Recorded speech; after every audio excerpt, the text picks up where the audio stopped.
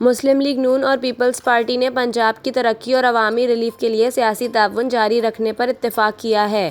لاہور میں مسلم لیگ نون اور Peoples party کی کوآرڈینیشن ٹیم کا اجلاس ہوا، جس میں پی پی کی نمائندگی حسن مرتضیٰ، ندیم افضل چند اور حیدر گیلانی نے، جبکہ وزیر اعلیٰ پنجاب کی نمائندگی سینئر وزیر مریم اورنگزیب نے کی۔ پی پی رہنماؤں نے عوام کی ترقی کے لیے وزیر اعلیٰ مریم نواز کے اقدامات کو سراہا۔ رہنماؤں کا کہنا تھا، عوام کو سولر سسٹم کی فراہمی میں اشتراک عمل سے آگے بڑھا جائے گا۔ موسمیاتی چیلنجز سے نمٹنے، امن و امان اور آئی ٹی کے فروغ کے لیے بھی تعاون جاری رہے گا۔